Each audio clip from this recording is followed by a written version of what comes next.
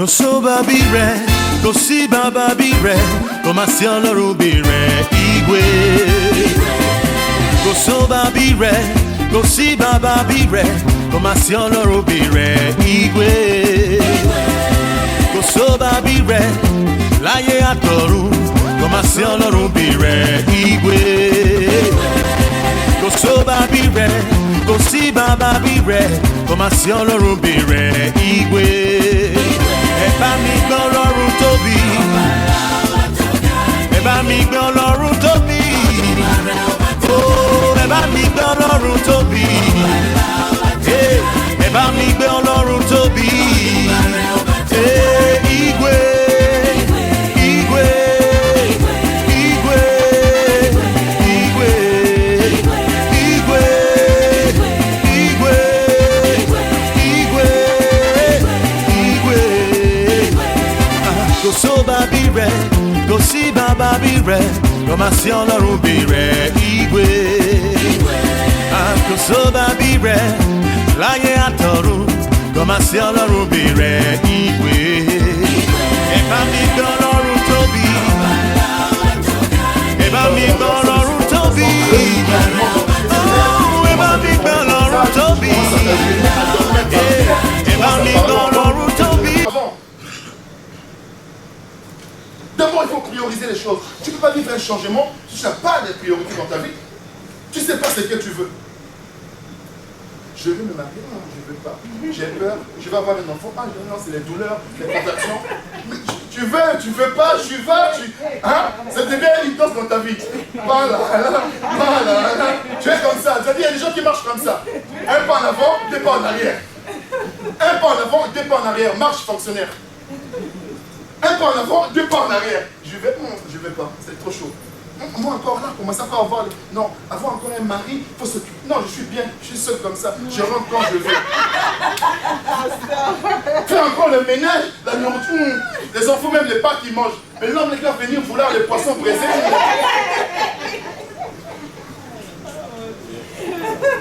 Le changement, c'est pas ça. Alléluia. Il faut prioriser les choses. Alléluia. Je commence à mettre les priorités en place. Si je veux un homme, c'est un homme que je veux. Tant que je n'aurai pas un homme, je ne quitterai pas le pied de la croix. Je n'abandonnerai pas à mon Dieu, je l'appellerai tous les jours. Regardez comment vous faites à vos banquiers. Quand vous cherchez un crédit, vous l'appelez tout le temps. Même s'il t'a dit que la commission va passer mardi, lundi tu l'appelles et dis, je sais, la commission c'est demain, mais pensez à moi. Vraiment, vous savez, j'en ai besoin. Vraiment, il me faut ce crédit-là. C'est pareil avec le Seigneur. Mais encore avec le Seigneur, il nous donne ce que nous méritons. Amen. Accédez le Seigneur. Dis, Seigneur, papa, tant que j'ai pas ça, je ne peux pas. Et il va te dire, ma fille, attends. J'ai dit que dans la prière, il y a trois choses qu'il faut remarquer. C'est une révélation que je vais vous donner. Quand nous prions, il se passe trois choses. Premièrement, je l'avais dit à la sœur Françoise, j'ai dit, quand tu pries, je te dis, tiens, bon, parce que j'ai vu ta patience, j'ai vu le sacrifice de ta vie, je sais que tu l'attends depuis un moment, depuis dans le ventre de ta maman, je savais que tu devais l'avoir, mais tu ne l'as jamais eu, tiens, je te le donne. Ça, c'est la première des choses. Deuxième chose, lorsque nous prions pour un changement, il se passe quoi? Je dis, ok, j'ai entendu ta prière, mais attends. Alléluia. Parce que je ne peux pas te donner un mari pour l'instant ou bien une femme parce que tu n'es pas encore prêt dans ta tête. Tu n'es pas encore prêt physiquement. Tu n'es pas encore prêt d'accepter cet homme-là, voir ta nudité dans la lumière. Parce qu'il y a des formes, il y a des choses que tu n'apprécies pas en toi. Tu n'acceptes pas ton corps. Je sais que c'est un obstacle pour toi. Un homme qui va venir, tu vas dire non, non, non, ça risque de causer des problèmes. Je sais que tu n'as pas, tu aimes les enfants, mais tu n'as pas encore l'instinct maternel en toi. Je sais que tu ne pourrais pas être capable d'élever un enfant. Attends que j'enlève d'abord les fibres, que j'enlève d'abord l'angoisse, que j'enlève d'abord la peur. Attends.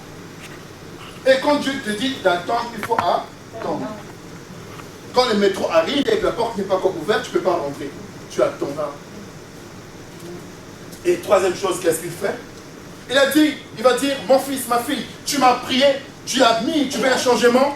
Ok, j'ai entendu ta prière, mais voilà ce que tu dois faire. Ce qu'on dit, fais ta part et Dieu fera la sienne.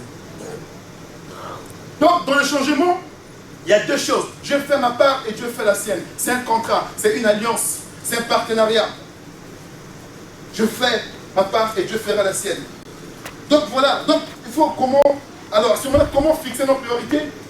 Aide numéro 1, mettre Dieu toujours en premier. Genèse chapitre 22, versets 1 à 9. Si je veux vivre un changement, Dieu est la première des choses de ma vie, c'est la priorité, c'est Dieu. Tout ce que je dis, tout ce que je fais, tout ce que je décide, c'est avec Dieu. Je ne décide pas avec un pasteur, parce que le pasteur peut se tromper. Je décide avec Dieu, l'ami fidèle. Après le pasteur, c'est après. Genèse 22, 1 à 9. Donc c'est ça la règle numéro 1. Pour vivre un changement, c'est ça la première règle. Dieu en premier. Ma priorité, c'est Dieu. Tout ce que je mange, tout ce que je fais, je jure sur le nom de Dieu, pas sur, sur la tête de mes enfants, non. Ne jure pas sur la tête des enfants ni des parents. Je mange, je dors, je réveille, je lis que les choses de Dieu. Quand je parle des choses de Dieu. Ne me cherchez plus dans les congressats, ne me cherchez plus dans les maquis, ne me cherchez plus ailleurs. Cherchez-moi dans les choses de Dieu. C'est ma priorité. Deuxième, je me remets en question et je repars à zéro. Je me remets en question et je repars à zéro. C'est ça, vivre un changement. Je me rends compte que rien ne va. J'essaie, ça ne marche pas. Les hommes, quand ils arrivent dans ma vie, 2-3 mois, est-ce que c'est moi? Est-ce que le problème c'est moi ou pas? Pourquoi il ne dure pas? Ou la femme arrive ta vie, ça ne dure pas, ça ne traîne pas, ça en va. Quel est le problème? À ce moment, qu'est-ce que je fais? Je me remets en cause. Ce n'est pas toujours la faute des autres. Hein. Ça peut aussi être nous-mêmes qui sommes propres obstacles à notre propre vie. Nous empêchons les gens d'intégrer le cercle de vie que Christ nous a donné par nos caractères, par notre chose. Parce que quand tu commences à pouvoir tricher dans la beauté, dans le langage, dans les choses pour plaire, Dieu n'est plus là avec toi. C'est comme un problème qui est posé, juste à moitié résolu. Je me remets en question et je repars à zéro. 1 Samuel, chapitre 15, versets 10 à 35. Se remettre en question.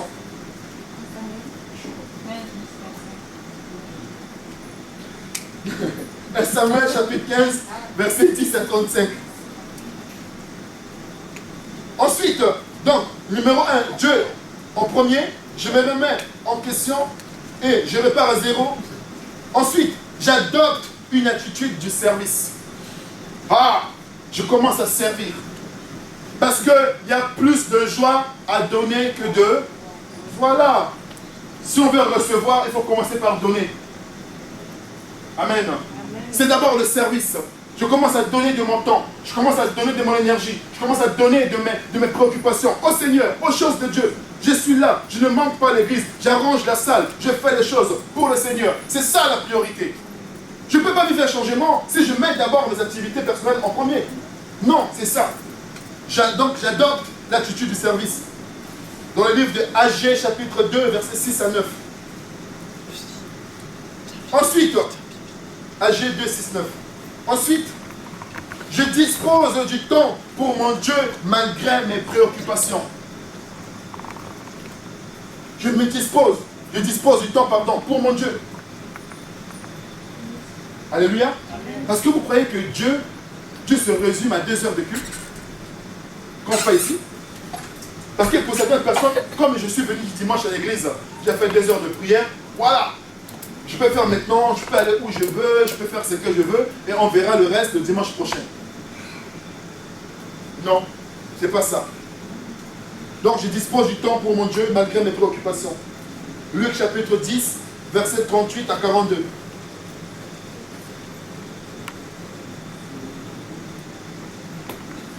Ensuite, mon travail ne doit pas prendre la place de Dieu. Je ne veux pas dire que oui, j'ai un bon travail, ça me suffit, je peux avoir une maison, je peux avoir ce que je veux, je peux avoir... Que peut me faire un homme? J'ai un travail. Que peut me faire une femme? J'ai un travail. Je n'ai pas besoin de ma famille. Que peut me faire une église? Je gagne bien ma vie. J'ai une belle voiture, j'ai une maison, j'ai des enfants, j'ai un bon salaire. Qu'est-ce qu'un homme? Qu'est-ce qu'une femme? Qu'est-ce qu'une famille? Qu'est-ce que le pasteur va pu même m'apporter? Qu'est-ce que l'église a pu m'apporter? À vos églises là, vous avez rien. Waouh! Mon travail ne doit pas prendre la place de Dieu. Même si je gagne combien, Dieu est toujours en première position. Amen. Mon salaire, c'est lui qui décide comment je fais, qu'est-ce que je fais avec. Je le consulte d'abord. Il y a des gens qui prennent de l'argent, qui vont d'abord acheter la voiture, qui vont d'abord acheter une maison. Après, ils reviennent vers Dieu, dit Dieu, tu as vu la voiture que j'ai achetée là? Tu as vu la maison que j'ai achetée là? Papa a béni. Je te dis, mais est-ce que je t'avais dit d'acheter la voiture? Est-ce que je t'avais dit d'acheter la maison? Je ne t'avais pas dit ça. Je t'avais donné le travail là pour que tu aies l'argent, pour que tu aides les autres, pour que tu fasses d'abord ça, pour que tu soutiennes mon œuvre. Mais toi, ta priorité d'aller acheter une voiture. Mais ok, je ne suis pas là-dedans. Je ne suis pas dans ton projet. Amen. Apocalypse chapitre 2, verset 1 à 7. Dieu va être en premier, doit prendre la première place, pas mon travail. Mon travail ne doit pas prendre la place de Dieu. Apocalypse chapitre 2, verset 1 à 7. Alléluia. Voilà, en grand B, je dois prendre une décision. Pour savoir que j'ai une décision à prendre, quelle est la décision qui nuit à ma réputation chrétienne? Waouh! Il y a une décision qui va nuire à ma réputation chrétienne. Beaucoup de personnes aujourd'hui n'arrivent pas à prendre cette décision-là. À savoir que désormais, je décide de m'habiller, de me comporter, de parler comme ça, pas autrement. Ah, ça c'est la réputation chrétienne. Hein? À chaque fois, quand tu arrives quelque part, il faut que par la puissance de la croix, les gros mots s'arrêtent. Parce qu'on sait que la fille du roi est là. Parce qu'on sait que le fils du roi des rois est là. Les gens se permettent de ne pas respecter les réputations chrétiennes. Un chrétien reste un chrétien. Ton identité ne doit pas changer. Il y a des chrétiens caméléons aujourd'hui qui prennent la couleur de là où ils se trouvent. Alléluia. Tu ne peux pas vivre un changement. Alléluia. Si on ne connaît pas ton identité, quand quelqu'un n'a pas une identité sur soi, il faut faire des recherches. Mais c'est qui elle est là? Elle est camerounaise ou bien elle est... La réunion des Camerounais, elle est là. La réunion des Sud-Africains, elle est là. La tontine de c'est pas quoi, elle est là. Mais elle est même qui? Elle fait même quoi? Elle est chrétienne. Elle est chrétienne. Il est chrétien. Il est quel chrétien? Un chrétien joue au foot le dimanche alors que l'église, il va à l'église à quelle heure? Ah, il a été le matin. Non, le matin, depuis le matin, il est avec nous. Tout le monde sait que non, tu es. Les gens doivent savoir la réputation chrétienne que tu as, n'est-ce pas? Puis cela dépend d'une décision. Je prends une décision de me comporter comme ça, pas autrement. Et ça, c'est à vie. Il n'y a pas à dire par rapport aux circonstances. Le pasteur vous dit, il y a des chrétiens, des fois qui disent, bon, Dieu là aussi, il y a votre Dieu là, votre église là. Et, mon frère, déjà, malgré que nous avons ce Dieu là, tout ce que nous subissons, le jour où nous l'abandonnerons, les gens vont dire, waouh, viens là. Alléluia. C'est comme quelqu'un qui a un grand frère catcheur ou bien boxeur. À chaque fois que tu es avec lui, personne ne te touche, personne ne t'approche. Mais un jour, on va apprendre qu'il a voyagé. Alléluia. Vous, il est là à côté de toi. Vous êtes disputé, vous n'attendez pas. Ils vont dire, bon, c'est même, ils vont lui demander, tu veux qu'on les frappe un petit peu? Il dit, oui, allez-y. Je ne suis pas là pour le défendre. Amen. Oh Dieu. Je dois retourner à Dieu de tout mon cœur. Joël chapitre 2, versets 12 à 17. Je dois retourner à Dieu de tout mon cœur. Ça, c'est une réputation chrétienne. Pas de dire mon cœur selon les humeurs. Je ne donne pas mon cœur à Dieu selon les bonnes choses. Ma réputation doit rester la même. Ça veut dire que je retourne vers Dieu avec tout mon cœur. Tout mon cœur. Pas la moitié.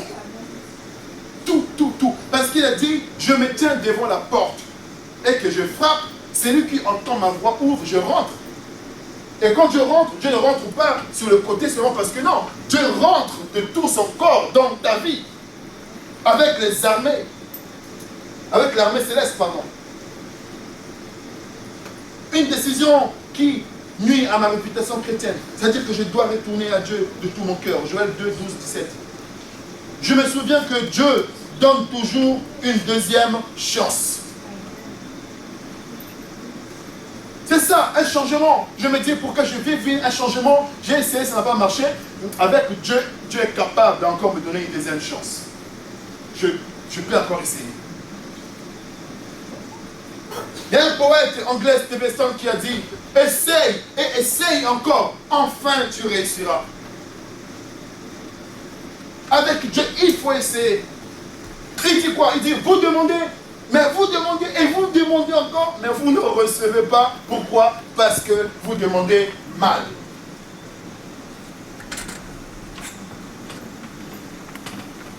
Je retiens que je ne peux plus changer le passé, mais je peux au moins modifier le présent. J'aime bien cette phrase.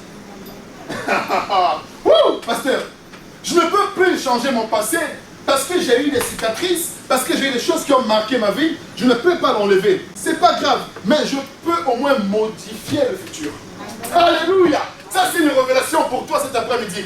Tu ne peux plus changer le passé, ce n'est pas grave. Tu as eu des enfants, tu as eu des déceptions, tu as eu des choses, on t'a volé, on t'a escroqué, on a abusé de toi, tu as eu des idées malsaines, mais tu ne peux plus les changer. C'est pas grave, c'est marqué dans le livre, c'est pas grave. Mais avec Dieu, tout peut changer.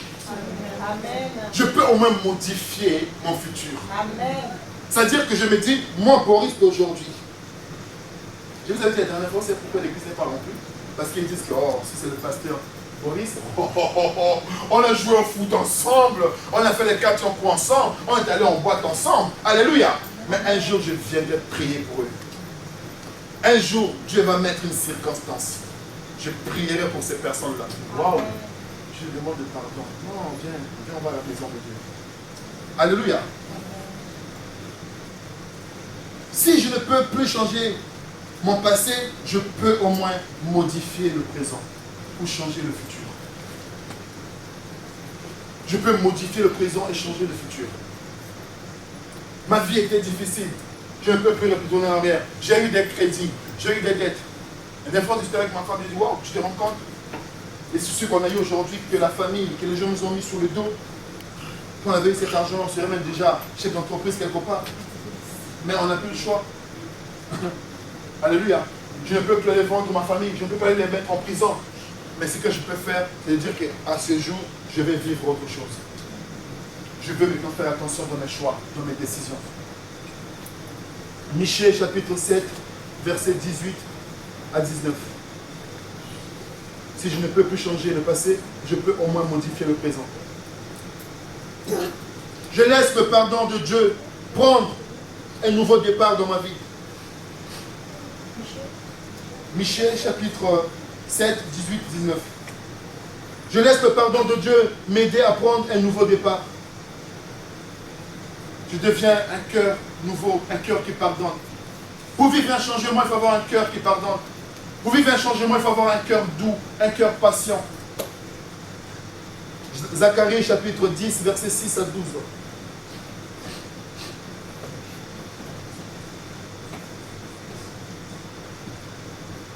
Je me mets au service des autres.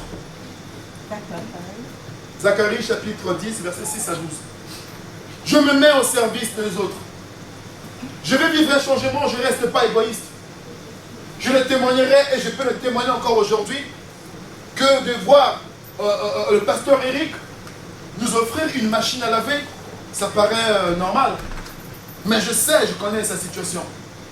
Parce que quelques jours avant, nous étions chez le pasteur Yann.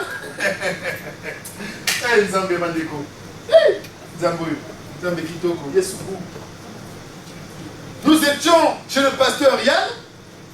Et le pasteur Yann ne connaissait pas le problème de le pasteur Eric. Le pasteur Eric voulait acheter une télé. Et on parlait comme ça. La femme du pasteur Yann rentre dans la chambre et dit, mais nous avons une autre télé ici qu'on devait mettre sur le banc, point, c'est pas quoi. Tiens, pasteur, prends. Ah bon? Comment ça? Alléluia. Amen. C'est ça, se mettre au service des autres. Je ne dis pas que non, j'ai des problèmes d'argent, cette télé-là, je peux la vendre et tout. Non, ils n'ont pas réfléchi. Le couple, il y a non, ils ont pris la télé, ils sont venus, ils ont donné au pasteur. Le pasteur pouvait dire, mais non, j'avais déjà prévu mon argent pour acheter ça. Mais comme il sait que lui aussi, il va donner. Quand nous refusons certaines bénéfices, que nous n'avons pas l'habitude de donner. Il avait dit le pasteur la dernière fois. Parce que si je prends, on va se me demander la prochaine fois de donner aussi. Alléluia. Est-ce qu'on va acclamer le Seigneur notre Dieu? Le pasteur a pris avec humilité. Il a dit, je le prends. Mon frère, que Dieu te bénisse. Il avait le plaisir de porter sa télé avec sa fille. Je le voyais partout, il a dit, waouh, mais tu es merveilleux. Il n'y a que les chrétiens qui peuvent vivre ça. Dans le monde, je vais dire, tu vois la télé que je t'ai donnée là. Non, le pasteur n'a rien dit. Oh, le pasteur était, elle était chez moi, je lui ai donné une télé. Oh, il n'avait pas le moyen d'acheter une télé, on lui a donné une télé. Le pasteur arrive chez nous à la maison, on était assis comme ça. Ma femme me dit, chérie, j'ai dit, qu'est-ce qu'il a dit? La machine nous a lâchés. Je dis, comment on va faire? Alléluia. Il ne nous a même pas demandé si nous voulons quelle marque, et ceci, cela et tout. Il s'est levé, il a pris les références, il a commandé la machine. Alléluia. Il a commandé la machine. Je sais sa situation. Si je vous parle, ce n'est pas parce que, mais je connais sa situation. Il n'était pas mieux que nous, il n'était pas mieux que qui que ce soit. Il avait besoin de cet argent-là. Mais il n'a pas pensé à lui. Il s'est mis au service de l'autre. Il est parti, il a commandé la machine. Et ce qui m'a touché le pire, c'est quoi? Il a pris la machine. C'est lui qui a soulevé dans les escaliers en se cassant le dos. Il y avait même un frère qui a dit, mais pourquoi vous faites tout ça? Lui-même, le Boris, il est où? Alléluia. Non seulement que tu achètes la machine, tu te casses encore le dos en lui portant ça dans les escaliers au 3e étage. Je suis rentré du travail, j'ai vu le pasteur assis seulement comme ça. Ça va, il dit. Alléluia. C'est ça un changement radical. Si on veut vivre un changement, commençons par être au service des autres. Je sers les autres, je donne aux autres. Je ne pense pas qu'à moi, je ne cache pas tout pour moi. Ne dis pas que non, il me reste un dernier yaourt. Le frère qui est arrivé là, bon, on va prier vite qu'il rentre. Non, donne-lui. Les gens qui nous connaissent, notre porte, la maison, ma femme et moi, on a dit chez nous, on recevra quand on voudrait. Même s'il y a quoi que ce soit, on mangera. Des fois, les gens croient qu'il y a la fête tous les jours chez nous. Non. Les gens, ils savent. On galère aussi, c'est chaud. Mais on ne comprend pas. On ne comprend jamais toujours. Il y a toujours quelque chose à manger. Il y en a toujours. Pourquoi? Parce que Dieu nous bénit à travers cette bien-aimés. Il y a des gens qui donnent les cartons de poulet, il y a des gens qui donnent des trucs comme ça. Parce que la Bible dit, la maison qu'il reçoit est une maison. Ok. Que Dieu vous bénisse. Je me mets au service des autres. Luc chapitre 7, versets 36 à 50. Je vais aller vite parce qu'on n'a pas vraiment assez de temps.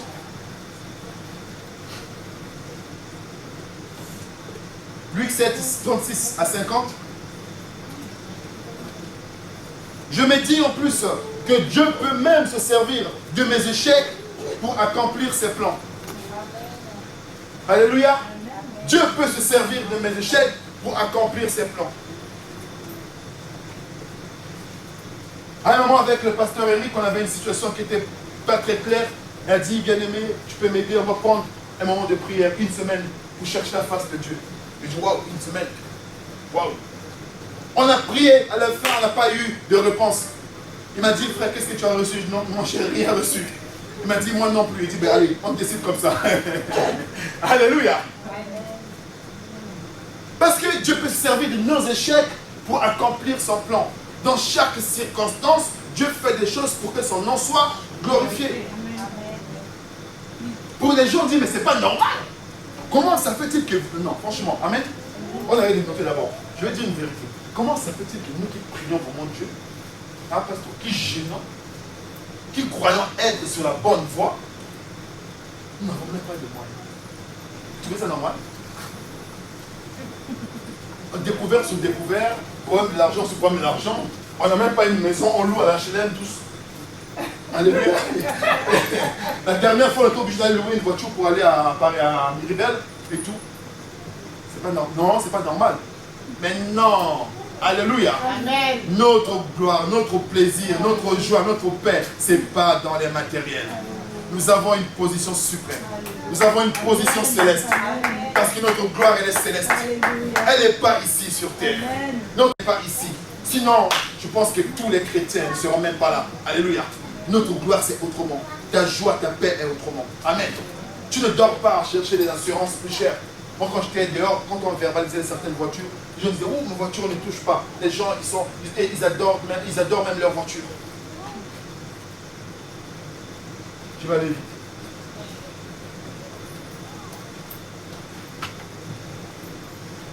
Amen. Donc je me dis que Dieu peut se servir de mes échecs. Quels sont tes échecs? Arrête de dire à partir de cet après-midi, ah, ma vie elle est comme ça, moi je suis comme ça. Ah, moi quand les hommes arrivent, au bout de 2 mois, tu sais, tu commences à attendre déjà qu'il va partir. Tu commences toi-même à préparer son départ déjà. Alain, tu commences toi-même à dire, bon, on fait comment? Parce que je sais que tu vas partir. Waouh. Et une soeur, ma femme dormait, je dis, qu'est-ce que tu fais sur Internet? Elle dit, je suis en train de prier avec une gamine depuis le Maroc. J'avais fait lire l'entretien avec le pasteur. Elle m'a dit, pasteur, je ne dors pas la nuit. Je ne dors pas la nuit. Pourquoi? Parce que dans le monde de la nuit, on va revenir dessus notre foi. J'ai eu 5 enfants, alors que c'est une jeune de 23 ans. Je ne dors pas la nuit. Waouh!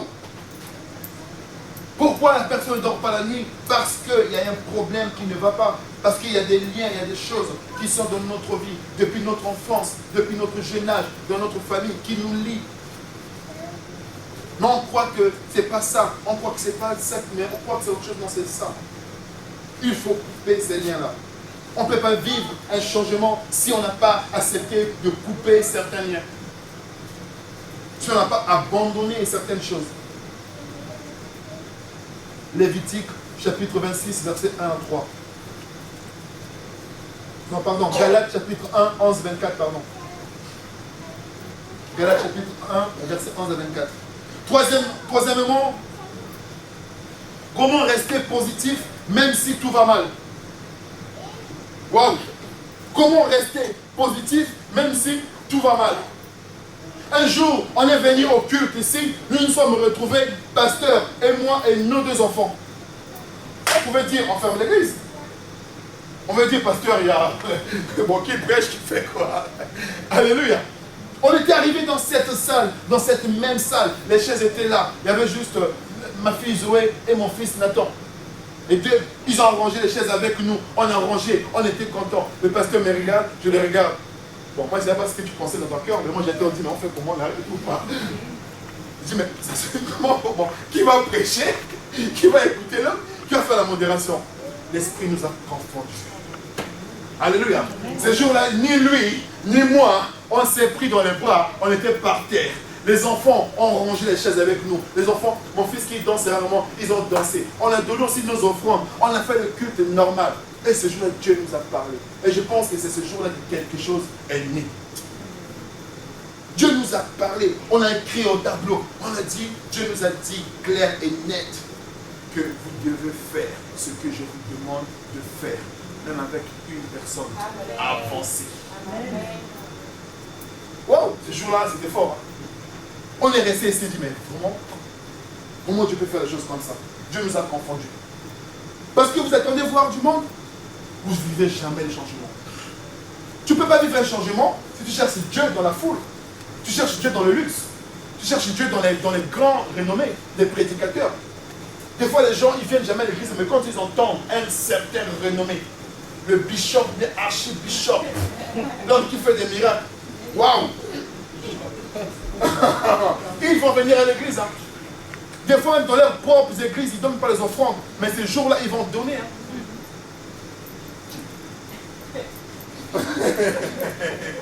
Alléluia. Amen. Ah non, pasteur, c'est un peu dur.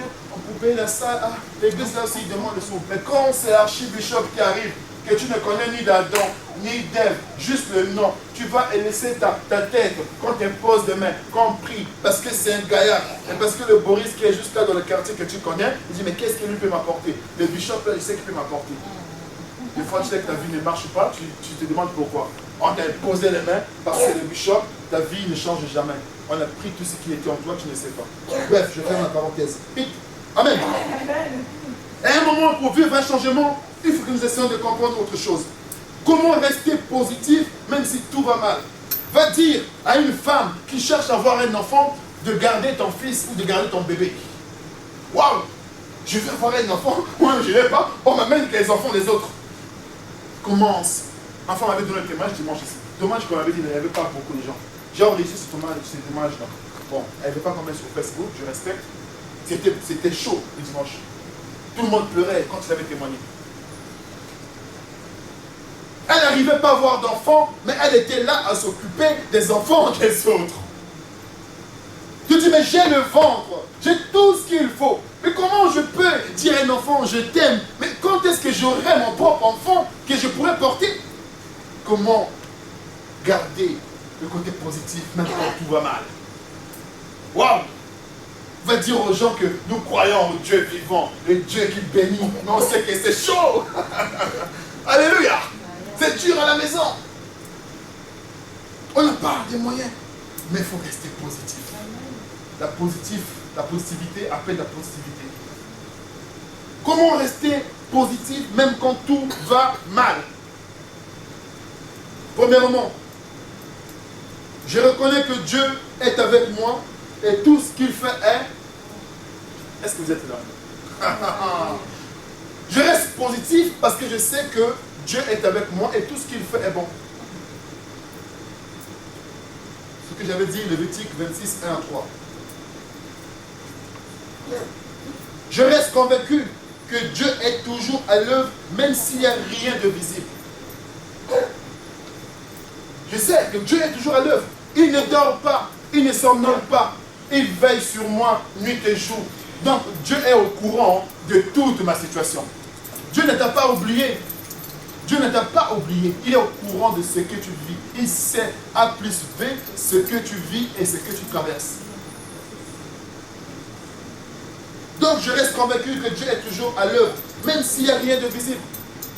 Parce que la Bible dit que la foi est une ferme assurance des choses que nous espérons. Une démonstration de celles que nous ne voyons pas. Parce que pour que tu arrives à avoir un miracle, à avoir un changement, il faut dire que tu réalises que ce changement-là va arriver.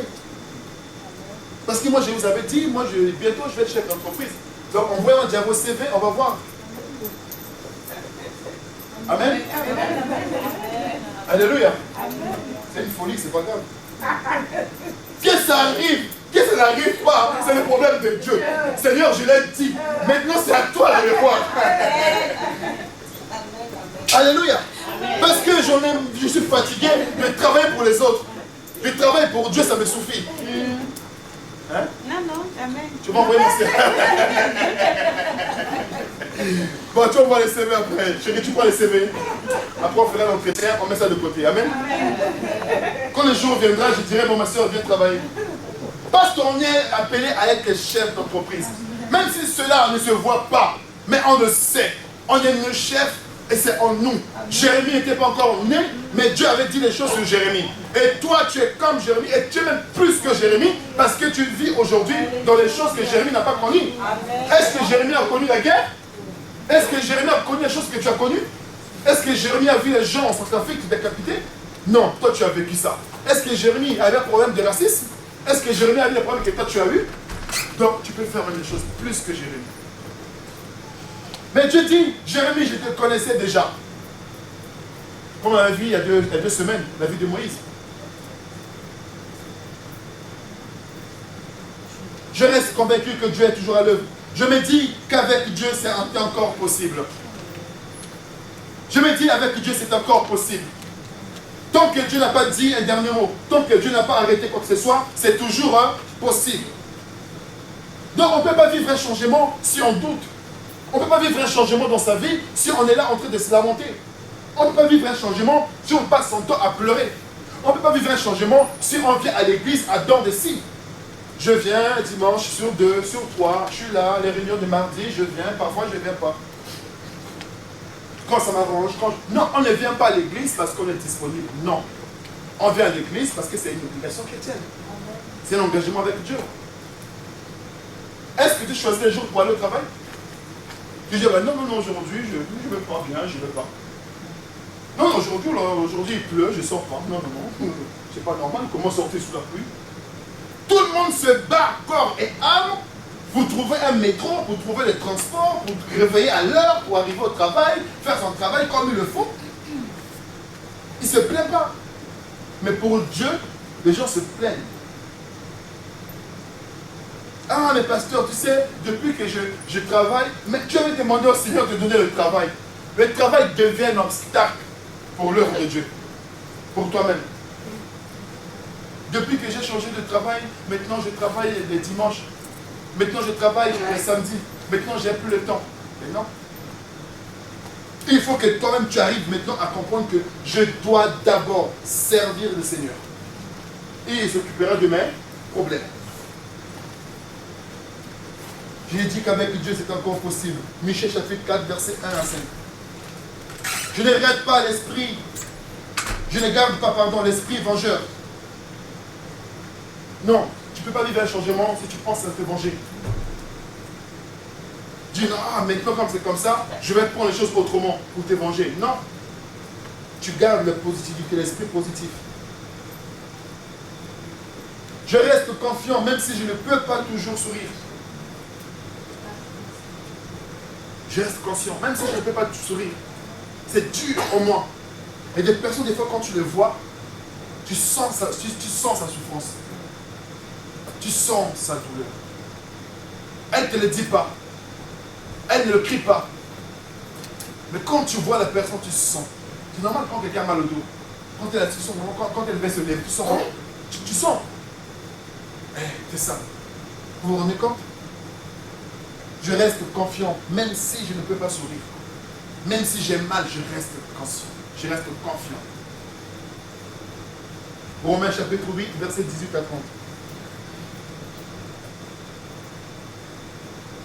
On vit un changement aussi parce qu'il faut savoir se comporter lorsque nous avons blessé l'autre. On a toujours raison. Moi, ce que j'ai dit, c'est comme ça, on ne m'écoute pas. Ah, j'avais dit. On a toujours raison. J'ai toujours raison. Tu sais combien de personnes que tu as blessées dans ton entourage parce que tu monopolises la parole, parce que tu connais tellement la Bible, parce que tu connais tellement les choses de la vie, parce que tu connais tellement les choses des sorcelleries ou bien des coutumes, le pouvoir de la langue. Comment pardonner à quelqu'un? Alors c'est après. Comment, faire lorsque j'ai blessé quelqu'un? Je dois m'excuser sincèrement. Somme 51. Ne pas dire, bon allez, bon excuse-moi, c'est bon, on peut rigoler, on peut faire ça. Ça passe comme ça. Non, on n'est pas dans le monde. Je demande pardon sincèrement. Je fais un énorme sacrifice supplémentaire pour réparer le tort que j'ai causé. Je me déplace, je vais voir ma soeur, je vais voir mon frère, je m'humilie, je demande pardon. Parce que je sais que je l'ai blessé. Luc chapitre 19, versets 1 à 10. Je fais connaître à mon prochain que je suis peiné pour ce que je lui ai fait. Luc chapitre 22, 54 à 62. J'arrive sur un point très important, après je vais m'arrêter là bientôt. Comment pardonner à quelqu'un qui a trahi ma confiance? Ça c'est un point très capital. Aujourd'hui au niveau de l'église, le monde est rentré dans l'église parce qu'on a encore la colère de ce qu'on a vécu, soit avec un frère et une soeur dans la famille, dans la cantine, dans l'équipe de foot, et tout, on se retrouve à l'église, on a encore ça en nous. On se méfie de ce frère parce que lorsqu'on était dans la même équipe, un jour, il nous avait trahi, il était parti avec la caisse. On se pose la question, est-ce qu'il a changé? Ah, la soeur là que vous voyez là, elle dans le monde, elle part avec les hommes de quelqu'un, elle part avec les hommes de gens. Et elle était déjà partie une fois avec le mari de ma soeur. Alléluia. Comment pardonner à quelqu'un qui a trahi notre confiance? On ne peut pas vivre un changement dans notre vie si on a encore la colère, la haine de la personne qui nous a trahi en nous. La personne prie avec nous, nous n'arrivons pas à pardonner. Je pardonne, mais je reste prudent pour la prochaine fois. je pardonne, j'oublie tout, je deviens prudent. J'essaie d'éviter de prendre certaines décisions avec la personne. Je reste prudent. Je fais ce que Dieu me demande de faire et je ne vais pas au-delà. Je ne mélange pas les sentiments. Je ne rentre pas dans le jugement. Si Dieu m'a dit de le faire, je le fais, ma part, et je continue mon chemin. Je reste prudent. Parce qu'il y a des prophéties qui sont sorties dans l'église par vengeance. Par vengeance. Le monde est rentré dans l'église. Je compte sur Dieu pour agir à ma faveur. C'est 1 Samuel chapitre 24. Je pardonne, je reste prudent. C'est dans Nombre chapitre 14, versets 11 à 25. Je compte sur Dieu pour agir à ma faveur. 1 Samuel chapitre 24. Je compatis pour la personne. J'essaye d'aller vers la personne, de savoir que ce n'est pas la personne qui m'a trahi, mais c'est l'esprit qui est en personne qui a trahi ma confiance. Matthieu chapitre 7, versets 1 à 5. Je lui ai transmis l'amour de Dieu. Je lui ai transmis l'amour de Dieu. Parce que Dieu est amour. Matthieu chapitre 18, versets 21 à 35.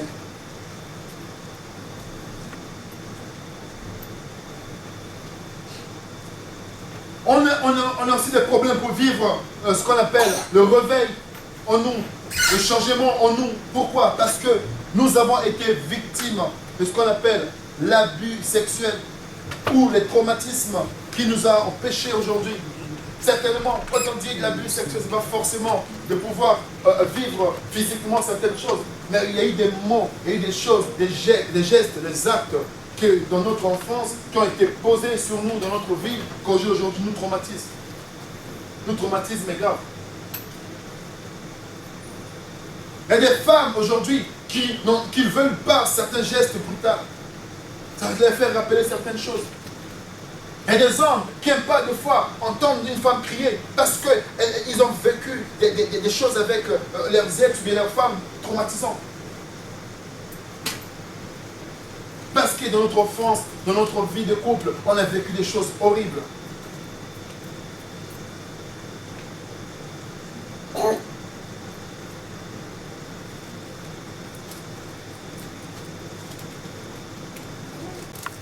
Je vais m'arrêter sur ce point.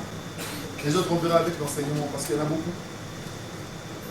J'attire plus, je suis attiré, plus par les femmes que par les hommes. Comment faire face à mes sentiments? Aujourd'hui, il y a beaucoup de personnes qui n'arrivent pas à se libérer. Ça, c'est quelque chose que Dieu m'a révélé ces derniers temps. Il y a beaucoup de femmes qui n'arrivent pas à se marier ou à trouver des hommes parce qu'elles ne savent pas s'ils sont ni femmes ni hommes. C'est spirituel. Ils n'arrivent pas à se détacher parce qu'il y a un côté féminin qui est dominé et un côté masculin qui est dominé.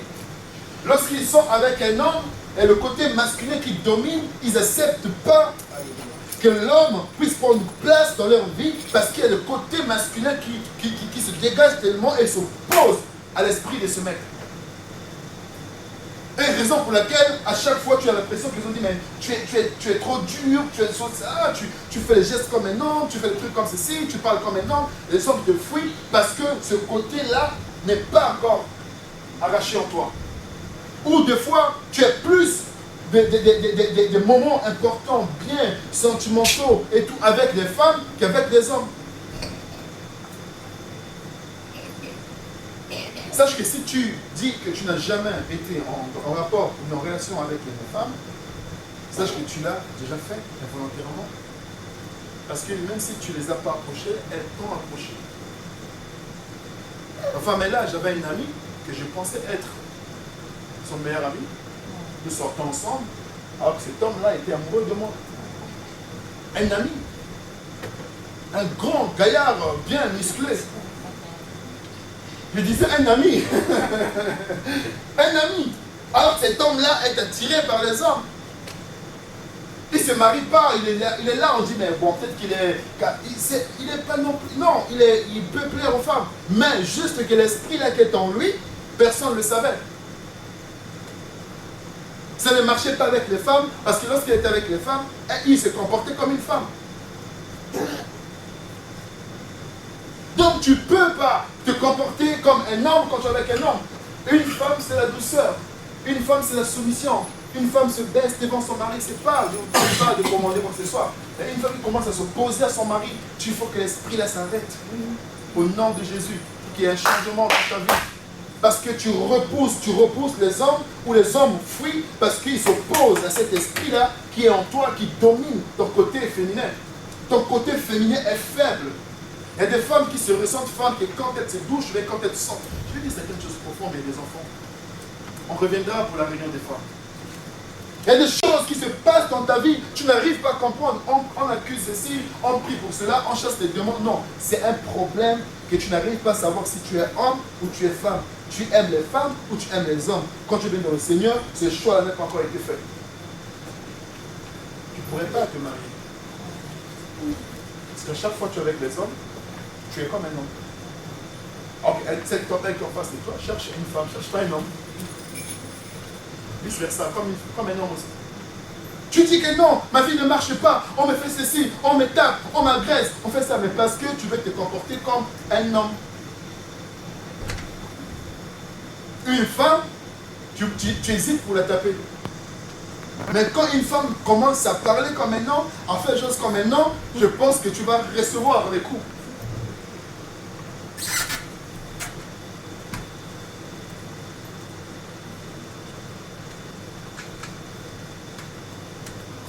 Bien-aimé, la loi de Dieu interdit tout rapport avec une personne du même sexe.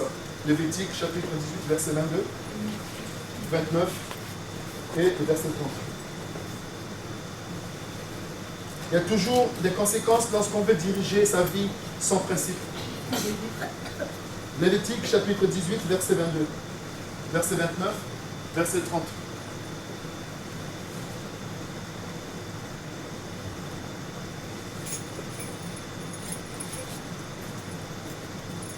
Tu es approché par des femmes, tu es approché par certains esprits. Tu dis, ah, c'est ma meilleure copine. Je peux me permettre de lui livrer ma nudité. Faire attention. Je peux accepter qu'elle puisse me rapprocher, faire certaines choses devant elle. Faire attention.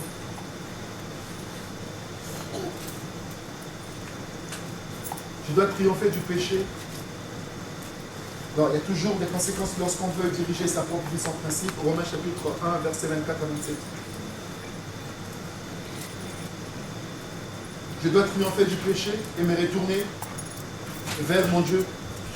1 Timothée chapitre 1, verset 8 à 16.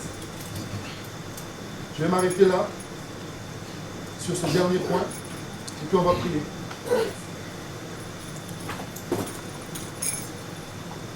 C'est un point qui est très important. Vous avez moins la sincérité avec le Seigneur. J'ai eu des grossesses inattendues. J'ai subi des avortements.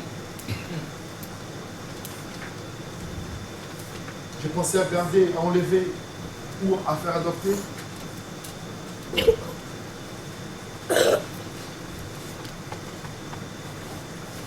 Il y avait une femme, après ça, qui est venue me voir.